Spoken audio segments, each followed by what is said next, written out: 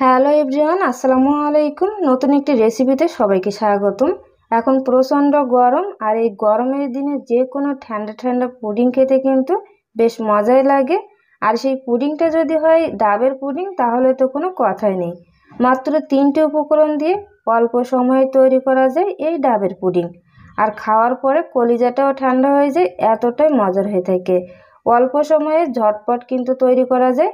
তাই এই প্রচণ্ড গরমে অবশ্যই কিন্তু ট্রাই করে দেখতে পারেন এই ডাবের পুডিং রেসিপিটা। তো চলুন তাহলে দেখে আসি।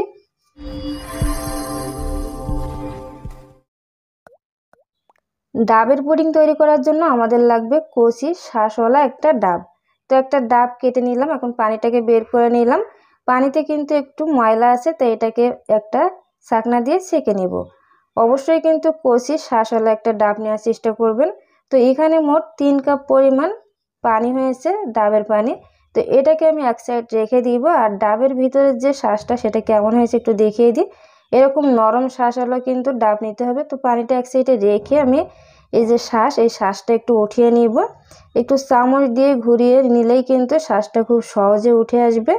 আমি ডিজাইন করে নিব যে শিউলি ফুলের মতো, এই জন্য কিন্তু শাঁসটা উঠিয়ে নিচ্ছে। আপনারা যদি কষ্ট করতে না চান সেক্ষেত্রে কিন্তু একটা নারকেল কোড়ানি দিয়ে এই শাঁসটা উঠিয়ে নিতে পারেন।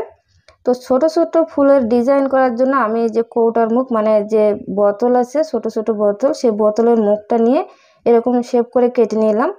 তারপরে এই যে কয়েলের যে স্ট্যান্ড থেকে সেই স্ট্যান্ডটাকে একটু বাঁকা করে তারপর এই যে ফুলের ডিজাইন করে নিব।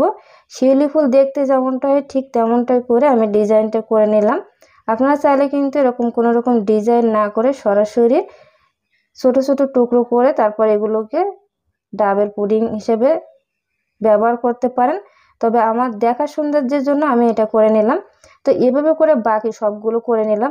এখন আমি এখানে শিউলি ফুলের আকার দেওয়ার জন্য গাজরের কিছু অংশ দিয়ে দিব। গাজর থেকে কিছু অংশ নিয়ে এরকম চিকন করে কেটে তারপর এইখান দিয়ে একটু ছিদ্র করে তারপর কিন্তু দিয়ে দিলে খুব সুন্দর শিউলি ফুলের মতো দেখাবে। আপনারা চাইলে কিন্তু এত কষ্ট না করে সরাসরি কেটেও দিতে পারেন, তবে এটা দিলে দেখতে ভালো দেখা যায়। তো সবগুলো সেমভাবে করে নিলাম। এখন চলে যাব চুলায়।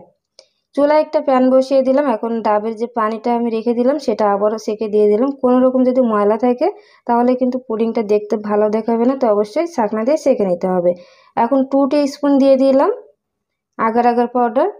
আমি এখানে হাইকো যে আগার আগার পাউডার আছে সেটা দিয়ে দিলাম। এই যে চামচটা দেখতে পাচ্ছেন, এই চামচের 2 চামচ কিন্তু দিয়েছি। এখন দিয়ে দিব চিনি।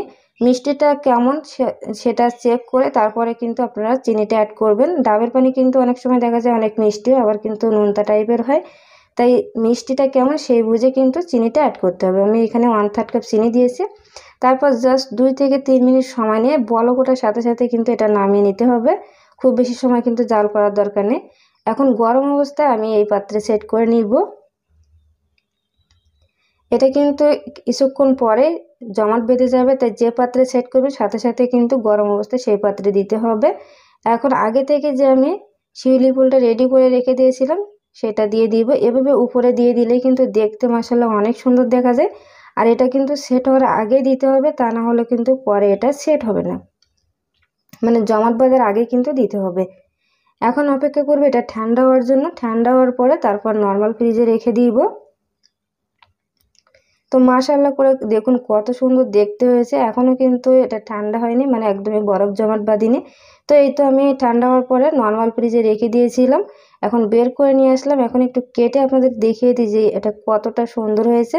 আর মাশাআল্লাহ করে এটা ঠান্ডা ঠান্ডা খেতে কিন্তু অনেক মজার হয়েছিল। আপনারা বাসায় ট্রাই করে দেখতে পারেন।